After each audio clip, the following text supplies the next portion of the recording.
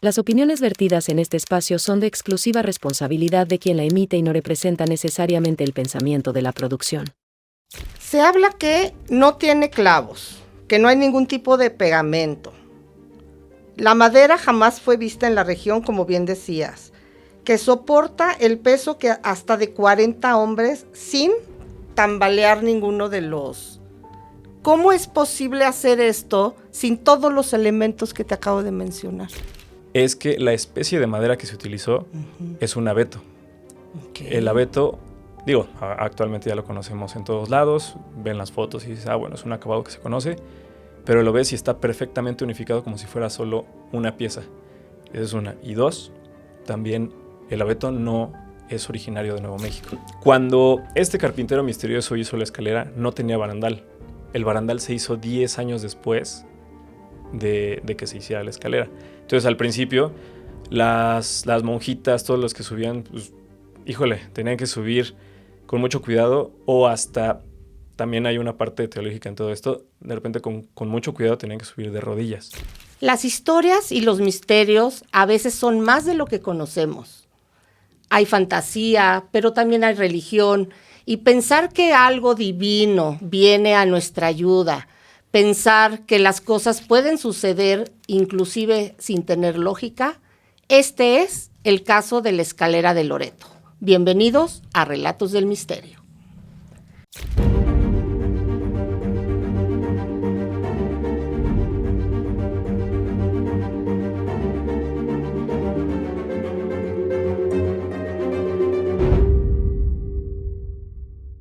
En esta ocasión tengo un invitado, es joven, pero además es un arquitecto que ya ha estado en otros lugares del mundo, incluso viene de tomar una maestría en Valencia, y esto le abre también la oportunidad a conocer cosas nuevas, y creo que su perspectiva de lo que sucedió con la escalera nos va a dar mucha información.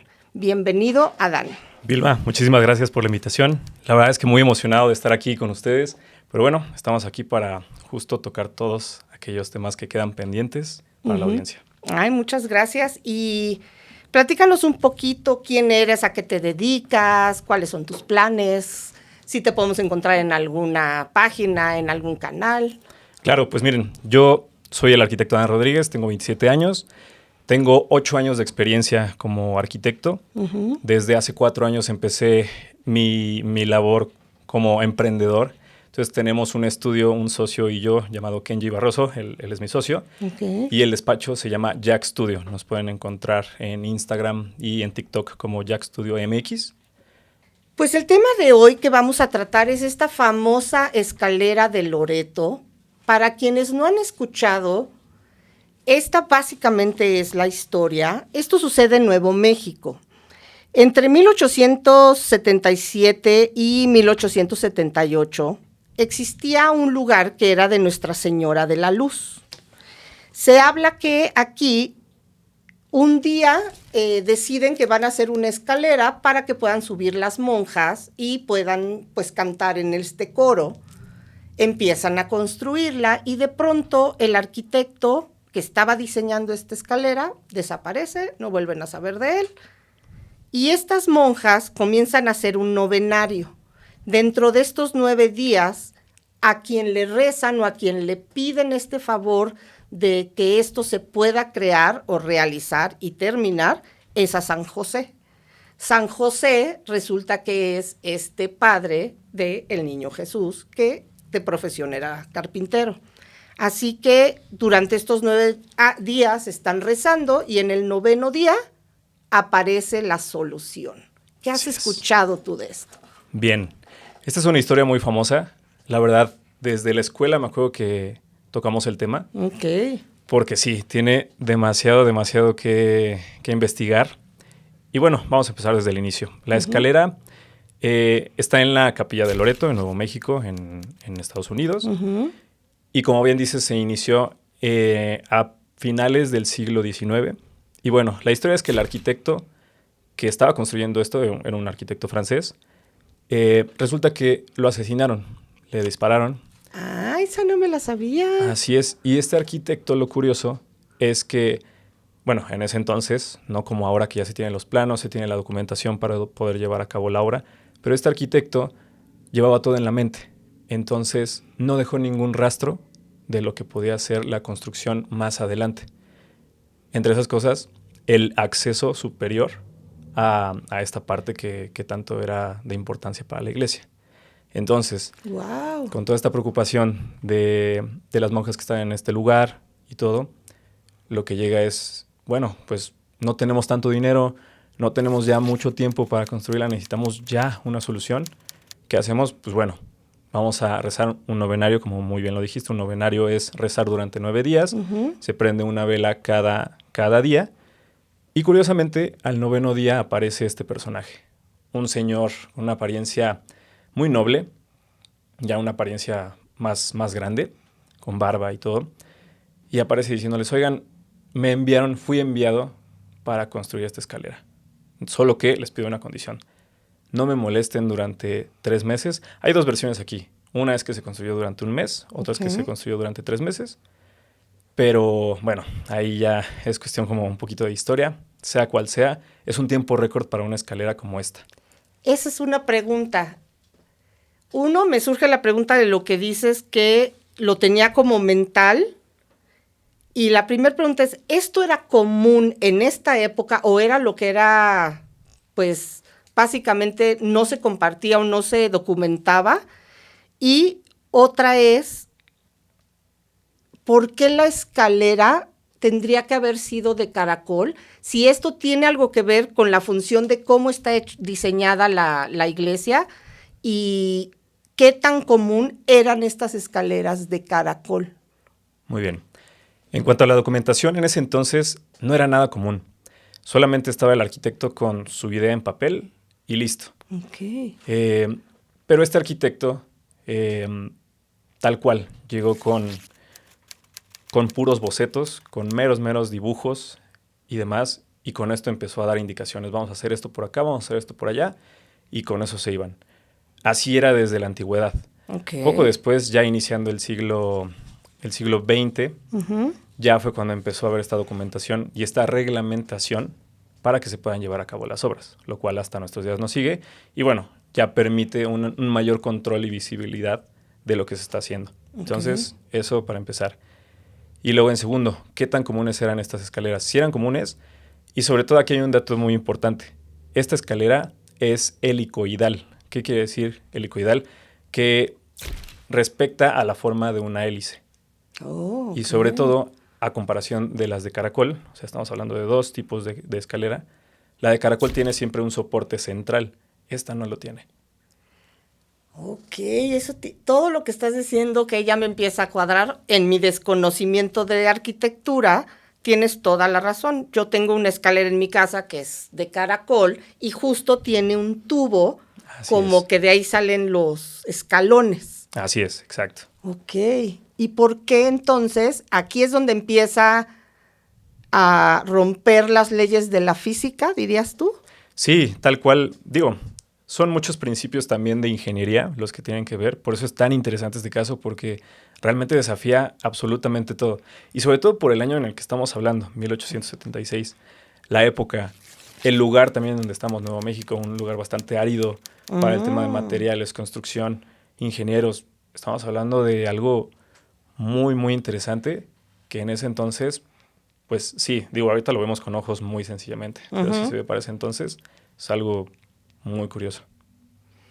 Cuando estamos hablando de la estructura del lugar, ¿qué es lo que hace primero un arquitecto ya en esta época para saber en qué lugar puede diseñar un tipo de escalera así? Y 2, este tipo de escaleras, ¿siguen siendo funcionales y cualquiera las podría hacer?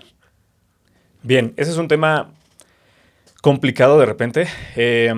Fíjate que, curiosamente, hace unos meses estábamos trabajando un proyecto en donde estábamos planeando poner una escalera de caracol. Okay. Finalmente terminamos poniendo otra escalera algo complicada y no tan cómoda de usar, que son estas escaleras marinas, estas escaleras verticales, como las de las albercas cuando bajas, tal cual así. Entonces, sí son escaleras complicadas, pero si ustedes ven fotos de esta iglesia o de otros espacios en donde se necesita un espacio, bueno, utilizar un espacio muy compacto, pues sí son muy, muy útiles y sobre todo, digo, dependiendo materiales, sistema de construcción y todo, puede llegar a ser un poco más barato. Pero regresando un poco al tema, esta escalera tiene algo muy interesante y es, pues sí, número uno, solo se tiene su basamento en el piso de la planta baja de la iglesia y en el nivel superior, en donde está, me parece que era el coro.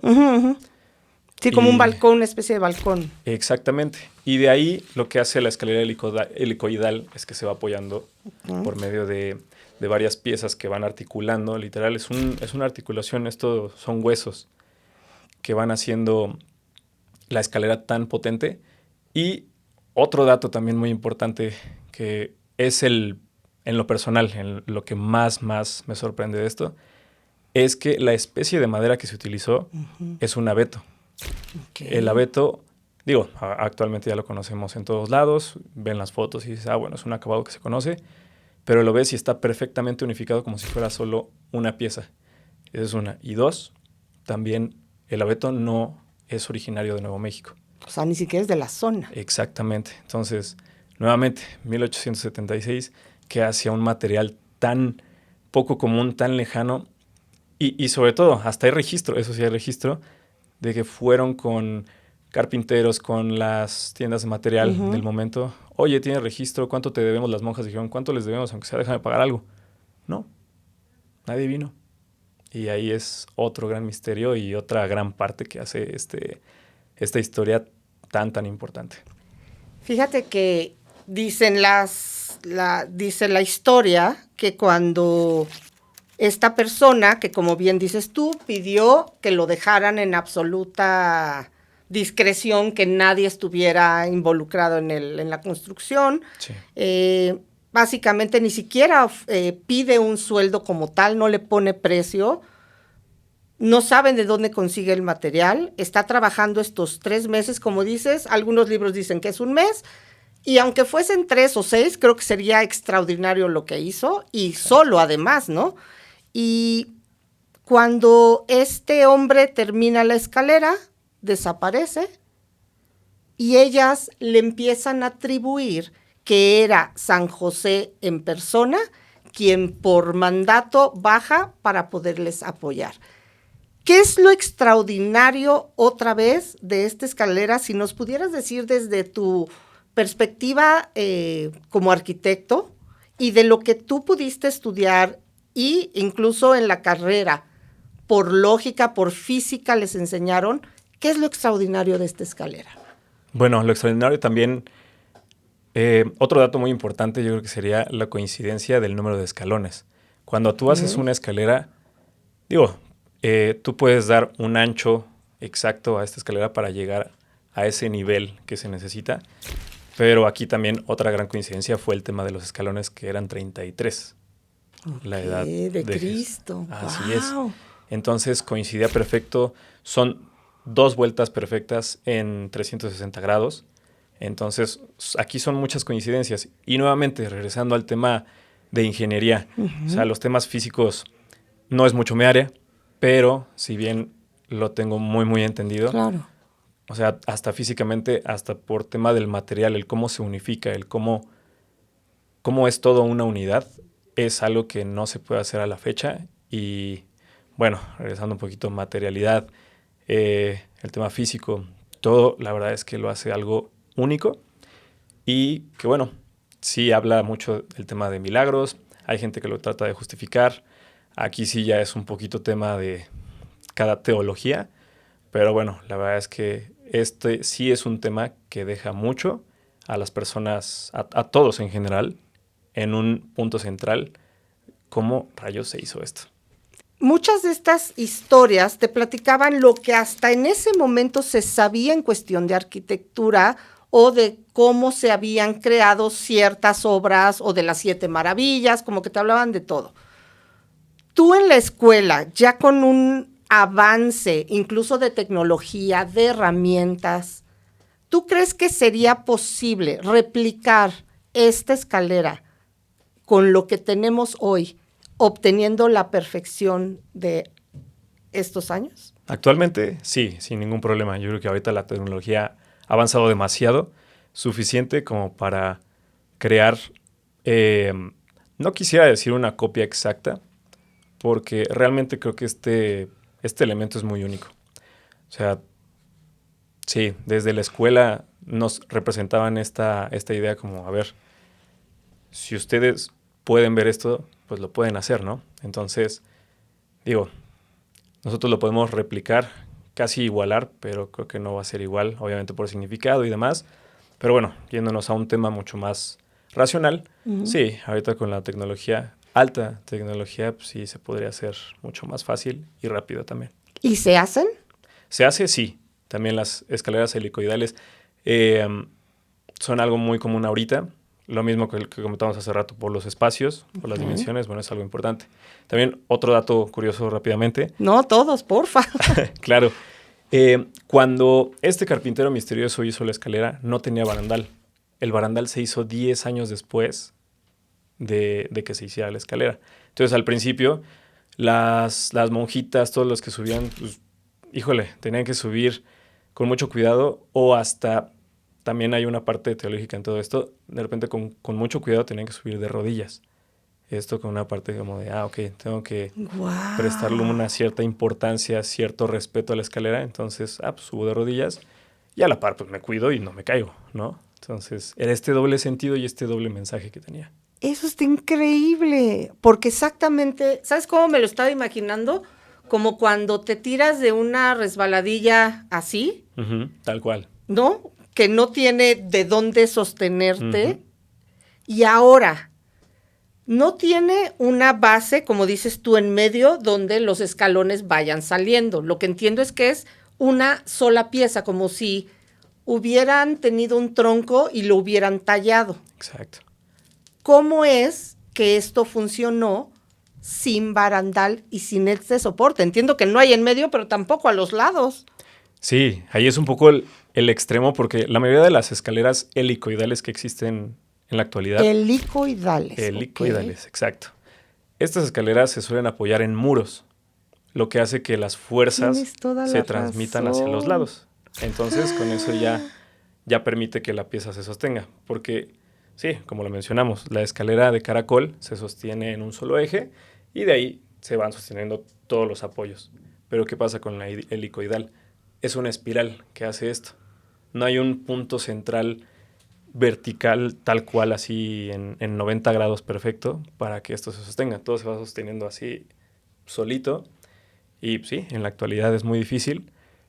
Hay maestros artesanos que la verdad, qué bárbaros porque hacen unas escaleras preciosas, pero sí, siempre son la mayoría de las veces apoyadas en muros. Quedan muy bien, te dejan una espacialidad en la parte de abajo, es cuando puedes hacer unos cuartos inferiores para guardado de cosas y demás. Y es es algo más costoso, pero es una artesanía ver cómo lo hacen, me ha tocado verlo y es una cosa impresionante. Pero sí, o sea, el ver esta escalera de Loreto, yo no he tenido la oportunidad de verla, pero dicen que hasta en el momento en el que la ves hay gente que se logra subir y luego también se siente esta vibra. La iglesia de por sí, en el exterior, sí es muy llamativa, es una iglesia neogótica, es muy bonita, pero en el interior, en cuanto entras, pues es angosta y bueno, luego te das cuenta de la escalera. Entras, volteas a la derecha y ahí está la famosa escalera. ¿Qué necesitaría hoy una persona? Pensemos que a ti te contratan y te dicen que necesitan esta escalera. Como dijiste ahorita, en cuestión de ingeniería no es tu área, pero ¿qué hubiera necesitado como conocimientos, más allá de lo artístico o de cierto conocimiento? ¿Qué hubiera necesitado este arquitecto en ese entonces para poderlo realizar? Bueno, la verdad, lo primero que se me viene a la mente es el tema del terreno. No sé qué tanto tenía hacia los lados. Nuevamente, la iglesia tú entras y es muy angosta. Entonces, yo creo que sí hubiera pensado más en una escalera de caracol, puede ser, pero sí un poco más ancha, ves las fotos también de la gente que estaba subiendo Ujú. con o sin barandal. Ujú. Híjole, es una escalera hasta complicada de subir. Y creo que en sí las escaleras helicoidales bueno, sobre todo los de caracol, Son complicaditas. son complicadas. Ujú. De repente hay unas que hacen mal, ya te estás topando con la cabeza con el Ujú. escalón de arriba. Vas girando, hay gente que se cae. Entonces, sí es algo complicado. Yo o sea, como transportándome a ese entonces, si hubiera dado un poco más de anchura al tema de la escalera para que sí, se tuviera mucho más radio de giro, es lo que se le llama, es este movimiento que hace alguien cuando va subiendo una escalera de este Ok. tipo. Y bueno, creo que es eso, pero pues como murió el ingeniero, el arquitecto que estaba haciendo esto, pues bueno, todos nos quedamos con la duda de qué realmente quería O sea hacer. que este arquitecto francés al que dices que matan, y fíjate, ese dato no lo conocía, cuando lo matan se queda incompleta la obra, imagino. ¿Qué tan avanzada estaba? Ya estaba avanzada. Lo que yo sé es que ya básicamente estaba todo. Faltaba la parte de arriba y obviamente faltaba este acceso superior a la parte de arriba, valga la redundancia. Entonces, ese es el tema. O sea que si ya estaba avanzada, tampoco tenía este soporte de en medio. No, de hecho, digamos que era una casa vacía tal cual y no había escalera, no había forma de subir. Fue algo que coincidió mucho en que se dejó al final. Él lo quería dejar al final, no sabemos si era... Aquí es en donde viene mucho misterio. Sí, bueno, los religiosos lo dicen como no, es que Dios lo quiso así porque realmente quería el mismo San José llegar a hacer esto. Otros dicen que sí fue mera coincidencia, otros dicen, bueno, pues bueno, la escalera era como algo más barato que quería hacer al final. Primero quería echar la decoración en los vitrales, en los muros, en el altar, en las bancas, en el acabado del piso, pero la escalera la quiso dejar mucho después. Para el final. Así es. Se habla que no tiene clavos, que no hay ningún tipo de pegamento. La madera jamás fue vista en la región, como bien decías, que soporta el peso que hasta de 40 hombres sin tambalear ninguno de los... ¿Cómo es posible hacer esto sin todos los elementos que te acabo de mencionar? Bueno, ahí es un gran misterio. La verdad, híjole, regresamos un poco al tema de, bueno, es mucho de ingeniería. Yo por el lado más arquitectónico, si bien tengo un poco de experiencia en esta parte estructural, Uh-huh.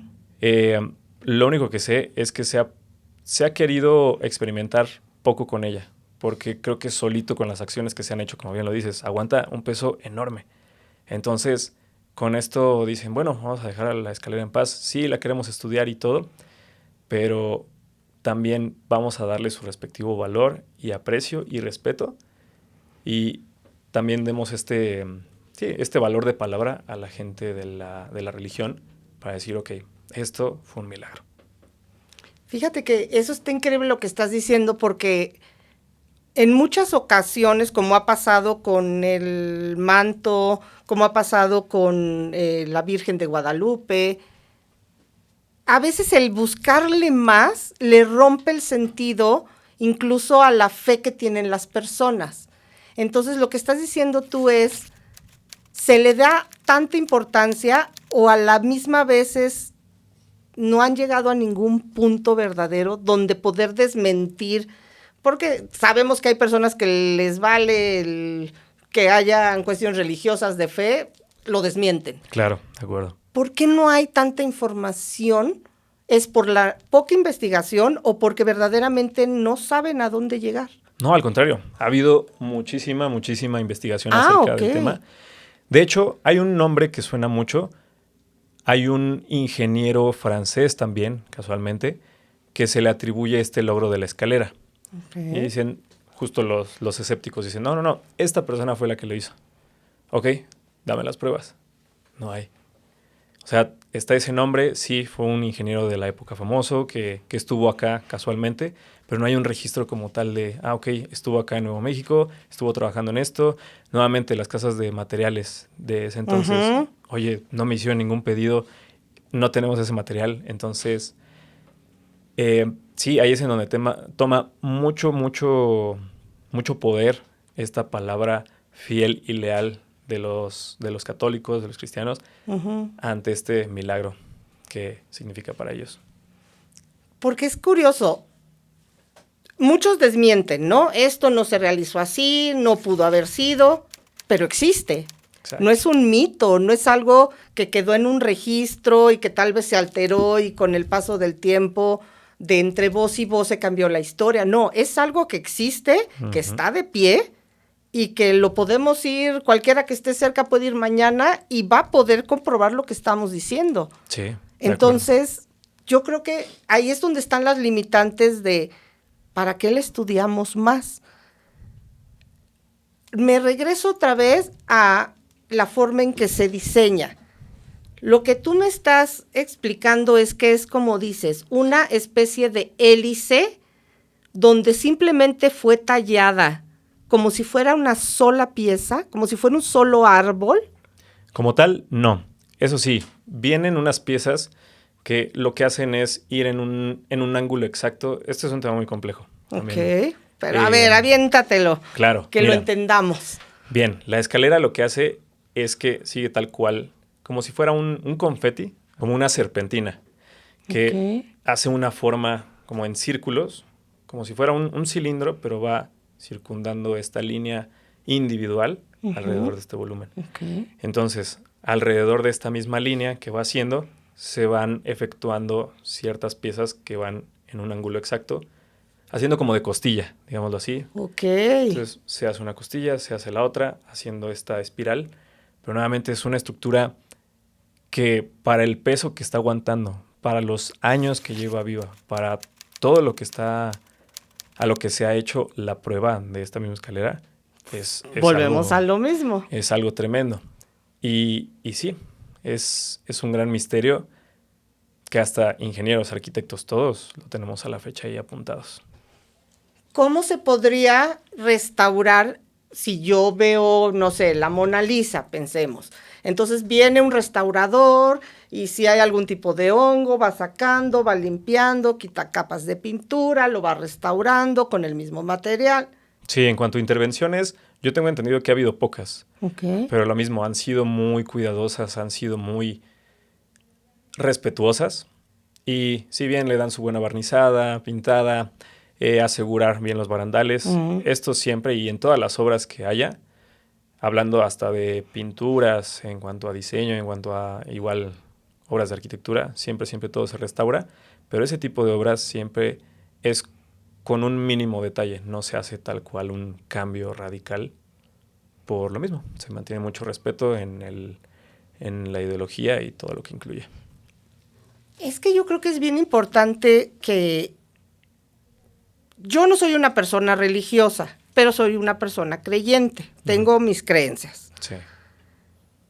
¿Qué más da si esta escalera fue creada o no por San José o por un arquitecto francés de la tierra, ¿no? Que no tiene nada que ver con cosas religiosas, ni místicas, ni nada. Yo creo que son de las piezas en el mundo que merecen este respeto y que finalmente la creencia de que fue San José no demerita el trabajo ni lo hace que sea necesario tumbar todas estas ideas. Creo que es lo suficientemente creíble, visible y creo que más bien sería como un reto para futuros arquitectos, futuros ingenieros, de poder hacer réplicas que sean un poco más simples, sin la tecnología que tengamos, pero con esos mismos resultados. Sí, bueno, sobre todo, yo cambiaría un poco el discurso de réplicas a hacer cosas únicas, a hacer cosas distintas. Es algo que nos han enseñado mucho. La verdad es que, a ver, creo que en muchas profesiones lo que pasa aquí es que te dicen los profesores, a ver, todo ya está hecho. yo quiero que tú llegues y me enseñes algo nuevo. Y eso que yo soy el profesor. Sí. Pero quiero que ustedes más adelante, ahorita son alumnos, pero más adelante quiero que ustedes hagan algo nuevo. Y he ahí la misión de todos nosotros, bueno, para mi labor y todos mis compañeros arquitectos, esa es la misión. Pero yo creo que no nada más es para nosotros, para todos en cualquier labor, es algo sumamente importante. Fíjate que estaba viendo qué cosas extraordinarias podrían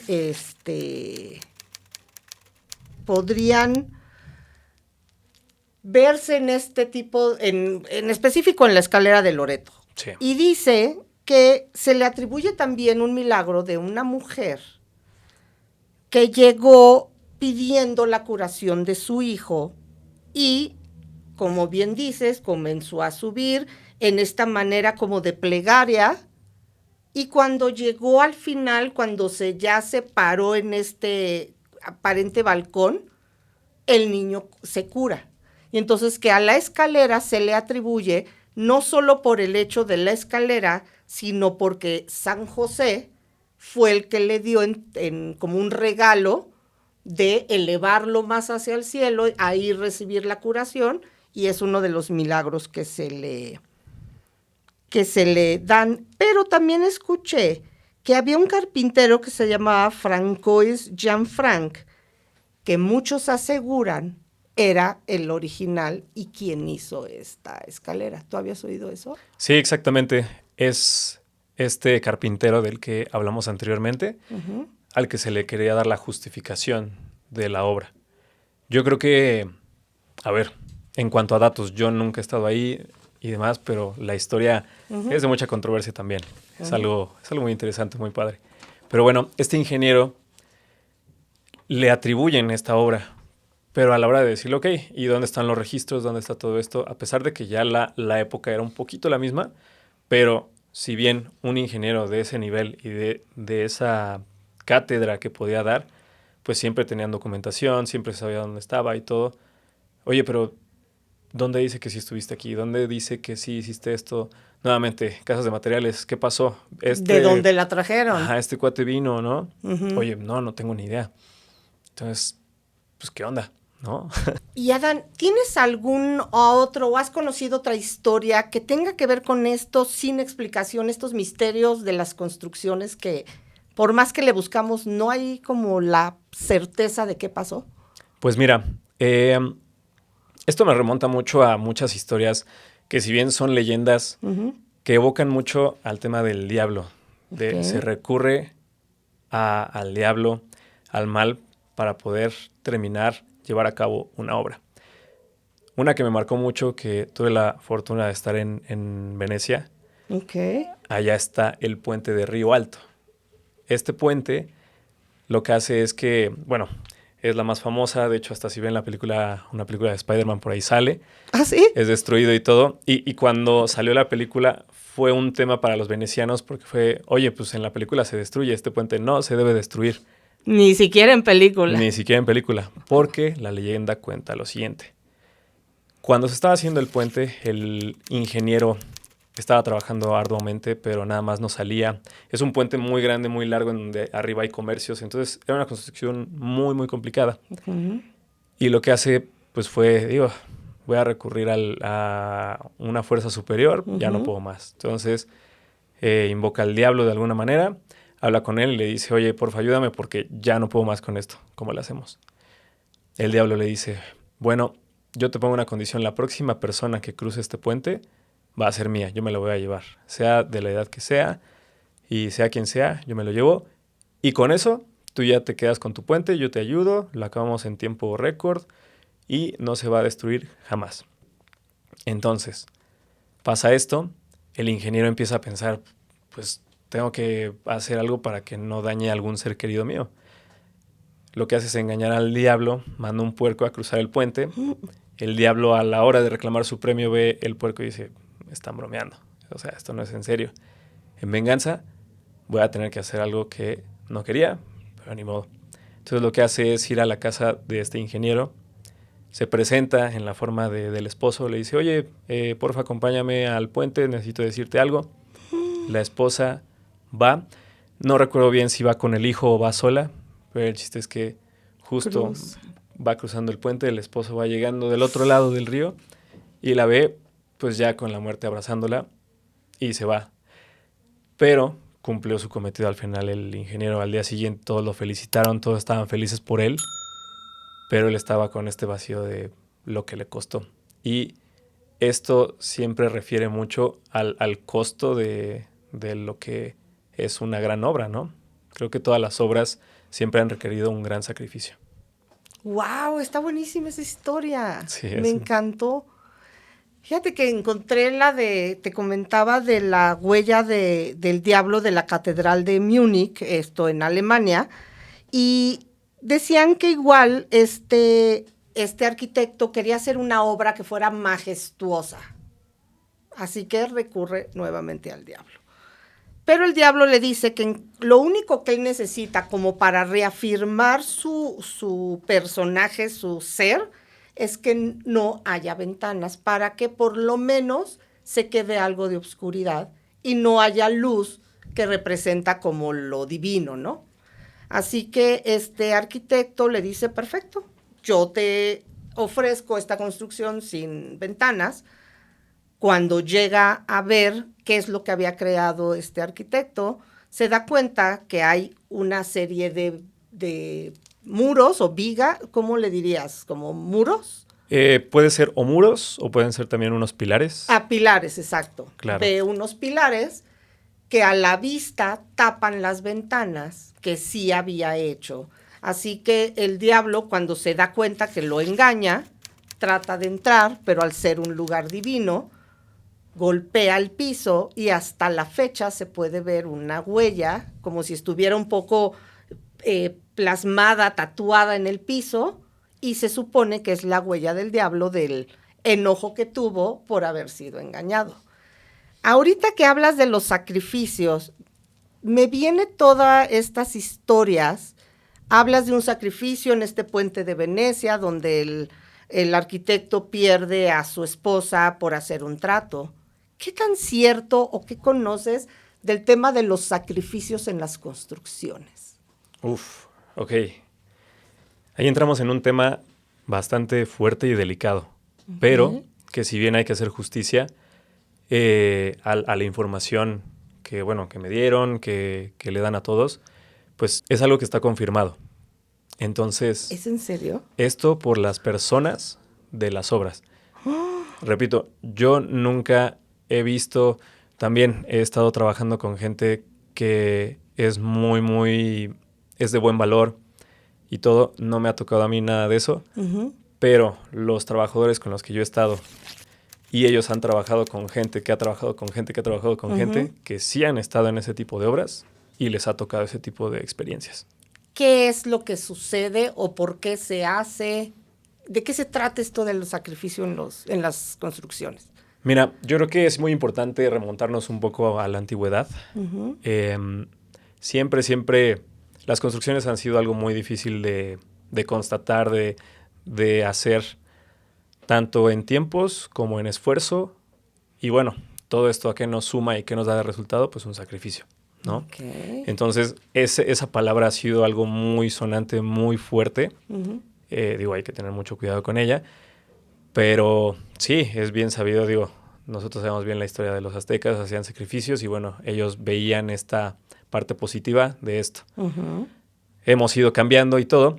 Y, a ver, estas historias sobre los sacrificios vienen de hace, no tengo bien el dato, pero yo supongo que unos 30, 40 años hacia atrás, yo creo que sí, unos 40, 50 años hacia atrás, en donde no había tanta regulación acerca de la seguridad en los albañiles, de quién entraba, quién salía, hasta qué hora podían estar estos superintendentes o supervisores de obra, que son sumamente importantes en las obras. Siempre tiene que haber uno que es el que firma, que es el que recibe. Estas personas son las más importantes en las obras. Y remontándonos un poco a antes, pues el valor humano no estaba tan presente. Entonces alguien se caía, construyendo, no sé, la pirámide de Giza, el Coliseo Romano, y lo que hacían era pues ponerlo en un depósito y listo, que venga el que sigue, ¿no? Tápale y ya. Exacto. Entonces, sí, pues eso viene desde antes.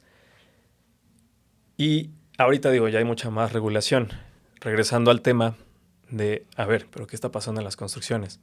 Lo que me han contado es que sí ha habido historias entre los albañiles, repito, no es mía, es entre los albañiles de, oye, es que un amigo, un compadre, ya no lo vimos y estaba trabajando en esta obra grande. Siempre son obras grandes, esa es la historia. O sea, no va a pasar en una casa, sino en un edificio, en un... Yo escuché más o menos que decían que muchas de estas eran como las ofrendas a un ser superior no muy lindo para que se diera, para que los puentes no se cayeran, para que los pilares o todo lo que sostenía estas construcciones no se fueran a desplomar, pero que todo esto era como un trato donde tenían que ofrecerle a este tipo de, pues de los obreros, ¿no? Hay un número, hay ciertas construcciones que digan, aquí hace falta, pero aquí no. ¿Tú qué has escuchado y qué opinas de esto, de este tipo de sacrificios?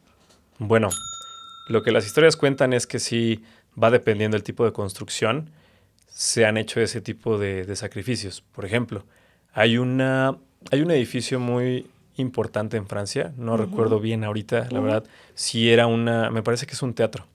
Okay. Es el teatro más importante en París. Y lo que hicieron es que uno de los arquitectos, se cuenta, que lo enterraron ahí, como para que esto perdurara, para que fuera algo muy importante. O sea, imagínate, llegar a ese nivel de decir, oye, esta obra tiene que ser sumamente fuerte, sumamente importante de aquí a futuro en todo aspecto. Entonces, ¿qué vamos a hacer? Pues, oye, entre nosotros, ¿quién se anima? ¿Quién se rifa? Órale, vas tú. Y eso es lo que se cuenta en cuanto a ese recinto. Luego, ¿a qué otro lado nos podemos ir de sacrificios? Se sabe muy bien que cuando enterraban hacían todo este rito, ¿no? Funerario de los príncipes, pensemos en Tutankamón, y entonces ellos ponían los sarcófagos y unos pensaban que eran sirvientes. ¿Se hablaría que tuviera algo que ver con estos mismos sacrificios que conocemos en estas construcciones modernas o eso era otro tipo de ritual? Digo, creo que sí tiene que ver.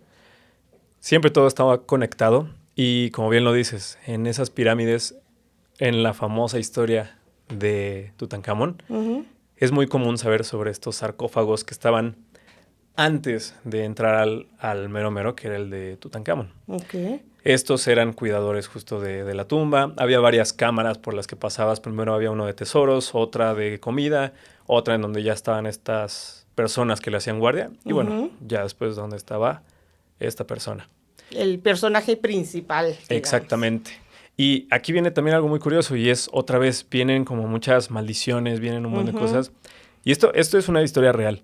Okay. Pero sí hay documentación y hay estudios y hay fechas, todo, acerca de cuando encontraron la tumba de Tutankamón, la gente local les decía, oye, no vayas a entrar, no vayas a faltarle el respeto. ¿Por qué? Porque hay una maldición. Entonces, con mucho cuidado. Los arqueólogos de ese entonces tuvieron mucho cuidado con eso. Después llegó un americano que fue el que dijo, oye, pues ya pasó mucho tiempo, no ha pasado nada, necesitamos estudiar esto, ¿qué hacemos? Pues vamos con todo. Entraron. Y al cabo de más o menos 2-3 meses, resulta que este arqueólogo, que fue el que hizo la operación principal, fue el que decidió como, sí, todo esto, murió por situaciones demasiado extrañas y casualmente las otras personas que también estaban como cabezales de la operación, lo mismo, les pasó algo curioso y bueno, ahorita ya la tumba y todos los tesoros ya están en sus respectivos lugares, pero sí, fue algo muy curioso porque hubo esta advertencia unos años antes. Después dijeron, oye, ya pasó mucho tiempo, ¿qué puede pasar? Y entraron y rapidísimo. Y sí pasó. Y sí pasó, eso sí es totalmente real. Fíjate que también estaba viendo de estas historias, pero lo que no me queda claro, y ya es irme como muy fantasioso y al lado muy, perdón, muy criminal, este tipo de sacrificios, ¿quién los decide? O sea, el arquitecto, desde que llegan, dicen, no, pues este albañil o este chalán es a quien vamos a sacrificar. ¿Se tiene algún conocimiento? Tú como persona que te dedicas a la construcción, me refiero albañil, si sabes que eso sí puede suceder, ¿hay algún miedo? O sea, ¿cómo es el entorno o cómo es esto que viven estas personas que saben que puede suceder? Que Claro. está en el aire estas leyendas. Sí, claro. Digo, para ellos es algo muy presente, hay que ser sinceros. Wow. Y de hecho, hablando con ellos, este es un tema muy, muy sensible. Y a la par de que ellos no han estado presentes en ese tipo de actos, yo tampoco he estado presente. Me dijeron, oye, o sea, si bien es una historia que nos cuentan mucho, pero a la vez, o sea, yo conocí a esa otra persona que desapareció de la nada. Entonces, básicamente lo que yo estoy haciendo con esto es un mensaje de parte de ellos, que muchas veces no se les da la voz, no tienen esta presencia ante redes, pues es decir, sí, por el lado de ellos. Yo nuevamente lo repito, no me ha tocado, pero sí preguntando pues es algo común. No es un miedo el que se presenta comúnmente en ellos. Ha logrado este mito, esta leyenda irse bajando. Porque bueno, si nos vamos a las épocas anteriores, lo mismo, el Coliseo Romano, los mayas, bueno, ahí sí ya era tiro por viaje, ¿no? Sí, ya era algo común y justificado. Exactamente. Sí, era como, bueno, te toca, ¿no? Uh-huh. Que justo en las construcciones antiguas era lo que pasaba. Muchas personas piensan que lo que pasaba era que conquistaban reinos, bueno, es lo que pasa también en las películas, ¿no? Conquistaban reinos, que traemos esclavos, bueno, esos esclavos que nos van a ayudar. Bye. Ajá, les decían bye de alguna u otra manera, ¿no? En los gladiadores, o los metían a construcciones. Y esto lo han ido desmintiendo, es la información que hay ahorita, se ha ido desmintiendo, y que realmente las personas que eran convocadas a hacer estas construcciones eran las mismas del pueblo. Era como un servicio militar aquí en México, pero en ese entonces, oye, es tu deber con ya sea la corona o con el gobierno o el emperador de ese entonces. Seguramente en muchos comentarios vamos a leer que digan, ay, no, ¿cómo pueden decir eso? Eso no es cierto. Pero yo creo que sí hay muchas cosas que parecieran ser imposibles, pero suceden. Así es. Y lo que tú me estás diciendo, lo pude escuchar en México, pero que en Monterrey, me refiero a la ciudad, pero en Monterrey, pero en Veracruz, o sea, en muchos lugares, y no solo en México. Hablaban personas de la construcción, de Asia, pero de Europa, pero de África, donde estamos hablando de continentes diferentes, de culturas, inclusive, digo, las construcciones, pues claro que tenemos por épocas, pero donde dicen, esto es cierto y esto se sigue haciendo. Sí, digo, ahí sí ya creo que depende mucho la construcción, el tipo de obra. Siempre se va a estar hablando de grandes obras que son las que incluyen este tipo de historias.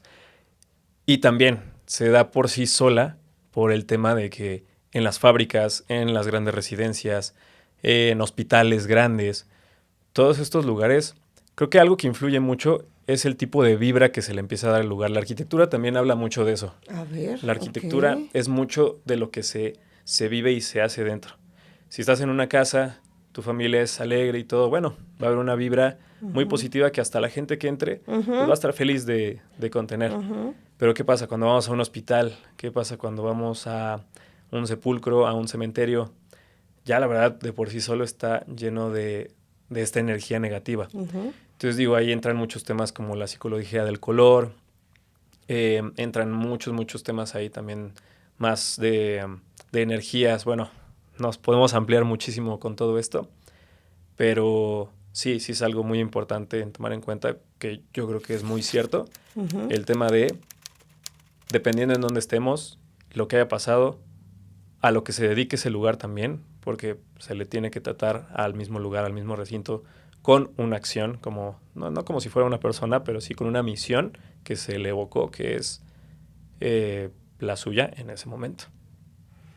Fíjate qué padre lo que estás diciendo, porque esto de la energía, habrá personas que digan, estas son tonterías, como un lugar va a tener como un alma propia, pero tienes toda la razón. Vas de repente a casas y modernas que pudieron haber construido hace 2 años y la sientes fría, pero no un frío por el material o por la zona, sino el ambiente, la casa, es como si estuviera mal, como que lo que sientes, incluso las personas cuando entran se sienten extrañas, o todo lo contrario, sientes algo bonito, o pasa cuando alguien fallece en una casa, fuera Exacto. de que si puedas pensar que existen los fantasmas, no, es algo, como si la casa se enfermara con sus dueños. Exactamente, sí. Sí, yo creo que es algo muy importante el ver esta parte de la arquitectura como algo muy íntimo, muy personal. Eso. Yo justo es algo que trato de ver en mi canal. Uh-huh. O sea, la arquitectura no nada más son temas complicados de hablar, de terminología un poco más difícil. Es también algo muy íntimo, muy personal, en donde la casa, el recinto, el hospital, el edificio, lo hacemos las personas. Y también asimismo, viceversa, el edificio nos hace a nosotros, nos va puliendo, nos va forjando. Entonces, ahí es en donde influye mucho también el espacio, el color y las vivencias. De verdad que creo que este es un tema que da para mucho y yo de verdad te agradezco el que hayas no solo aceptado la invitación, pero sí hay algo que yo agradezco profundamente y la gente lo agradece y estoy segura que lo van a comentar, es cuando recibimos a alguien en este espacio y se preocupa por lo que va a hablar. Se preocupa por tener no solo datos certeros, sino la información correcta, pero además aporta mucha información. Te lo he de agradecer porque trajiste muchos datos que yo no tenía conocimiento de ellos y de verdad te agradezco mucho el que hayas estado aquí. Espero que no sea la primera ni la última vez. Sí, ni yo, créeme que sí. Espero poder pronto regresar y bueno, con muchos más datos porque como bien dices, creo que hay muchísimo que platicar y ya tendremos más temas pendientes. Sí, hay muchas cosas, inclusive me gustaría cuestiones de lugares o catedrales o edificios emblemáticos en donde se han ocurrido ciertos crímenes y no se conoce qué fue lo que pasó, pero el propio edificio fue como en Notre Dame, ¿no? Que se sabe de este famoso suicidio de una escritora y que fue, hicieron un libro de este suicidio y fue todo un acontecimiento, entonces algo así es tan increíble también poderlo platicar. Totalmente. Sí, bueno, si puedo dar un dato así rapidísimo para Por dejar supuesto. esta espinita ahí pendiente para la próxima plática. Hay un edificio me parece que fue en Nueva York, en donde se realizaban muchos rituales satánicos, en donde casualmente, unos 2 años después, John Lennon, el artista de los Beatles, asistió. Si bien no fue a los rituales y todo esto, pero entró, fue a hacer unas cosas y bueno, la historia sabida que es cuando lo asesinan y es justamente este mismo asesinato y este mismo edificio en donde sucedió. Entonces, sí, un poco envuelve este tema de la psicología, de las vibras que da el lugar, pero bueno, eso es un poco lo que podremos platicar para la otra ocasión. Me encanta, me encanta, me encanta. Recuérdanos otra vez, por favor, tu canal, cuáles son tus redes sociales, dónde te podemos encontrar y avísanos también, te lo voy a pedir de favor, cuando subas videos para también poder difundir, porque creo que está muy padre tu proyecto y creo que también se necesitan estos espacios. Claro, bueno, el canal de difusión de arquitectura, diseño, todo esto se llama For You Space _. Okay.